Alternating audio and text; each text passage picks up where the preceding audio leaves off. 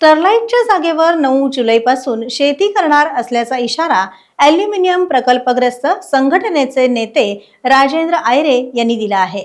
आपल्या सर्वांना माहिती आहे, आम्ही 5-6 वेळा बसल्यानंतर सुद्धा आमचं कोणतीही दखल घेतली जात नाही आहे। मधल्या कालावधीत आम्ही आमचे पालकमंत्री आहेत त्यांना भेटलो, त्यांना पण निवेदन दिले आहेत। पालकमंत्र्यांनी पण फार असा कीन इंटरेस्टने इथं काम नाही केलं आमच्याबरोबर। ते काय म्हणतात की मी इथं प्रोजेक्ट आणतो। आता 53 वर्षात एवढे आले नव्हते प्रोजेक्ट।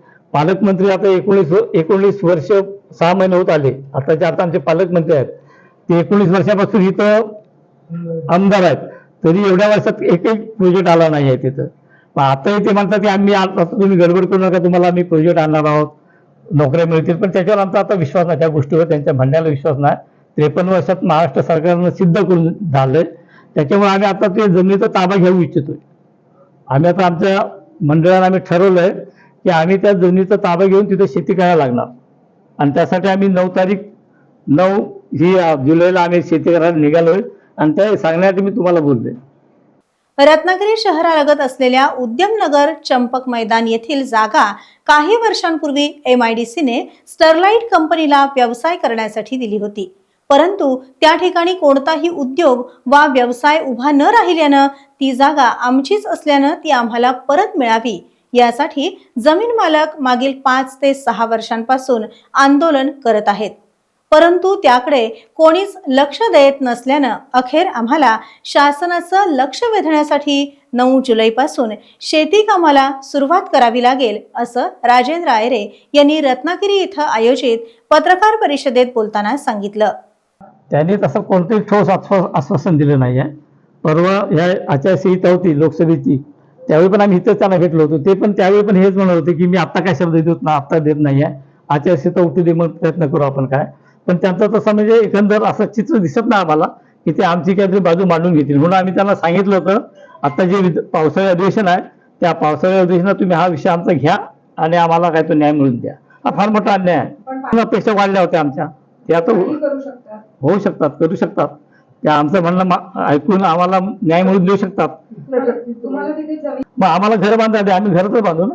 आम्ही बेघर आहोत, भूमिहीन आहोत आम्ही, आमच्याकडे जमीन नाही आहे। आमची स्वतःची म्हणजे माझी स्वतःची 38 एकर जमीन आहे। मग आम्ही भूमिहीन झालो ना। आता भूमिहीन झालो आणि तरी तुम्ही काय करताय, तिथं तुम्ही भांडवलदारांना घर बांधायला देताय। असं पण नाही आहे, तिथे उद्योग तर नाही आणलेत पण भांडवलदारांना तुम्ही घर बांधायला दिलं, हे चुकीचं आहे।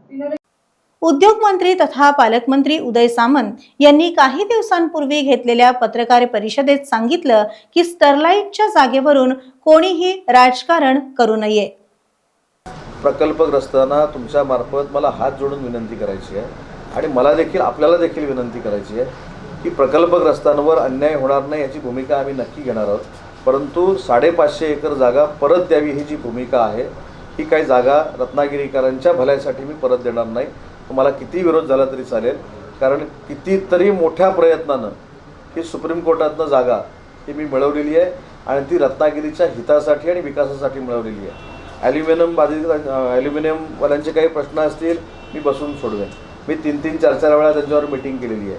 मी त्यांना सांगितलं की तुमच्यासाठी वेगळी पॉलिसी आणतो, तुम्हाला जमीन थोडी उद्योगासाठी देण्याचा मी प्रयत्न करतो, तुम्हाला आर्थिक काही पॅकेज देण्याचा प्रयत्न करतो, पण अशा पद्धतीनं राजकारण करणं हे काही योग्य आहे असं मला वाटत नाही। भविष्यामध्ये नाहीतर कुठचे प्रकल्प येणार नाहीत आणि जमिनी कोण MIDCला देणार नाही। सर, काल ते विषयात म्हणाले की आम्ही आर्थिक पॅकेज घ्यायला तयार आहोत असं ते मी सांगितलं ना। आचारसंहिता काल संपली, आचारसंहिता काल संपल्यानंतर 24 तास तरी द्यावे, त्यांच्यावर बैठक घेऊन आपण चर्चा करू ना। माझं म्हणणं आंदोलनाचं मी प्रचंड आदर करतो, परंतु काल आचारसंहिता संपली नाही, आचारसंहिता संपायच्या अगोदरच, त्याच्यामुळं फार वाईट मेसेज इंडस्ट्रियलिस्टकडे जातात।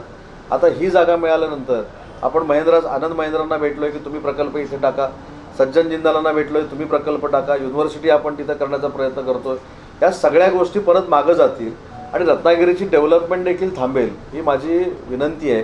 आणि आपल्याला देखील विनंती आहे की कुठंतरी एकदा आता आपण पाऊल टाकलं पाहिजे की आपला विकास झाला पाहिजे। आणि जर विकास होणारच नसेल, अशीच जर आंदोलनं होणार असतील, त्याची उत्तरं काय मला निवडणुकीमध्ये द्यावी लागणार नाहीत। मी सांगेन बाबा मी आणण्याचा प्रयत्न केला पण विरोधामुळे होऊ शकलं नाही। टाइम्स डिजिटलला लाईक करा, सबस्क्राईब करा, शेअर करा आणि बेल आयकॉन दाबायला विसरू नका। पाहत रहा टाइम्स डिजिटल।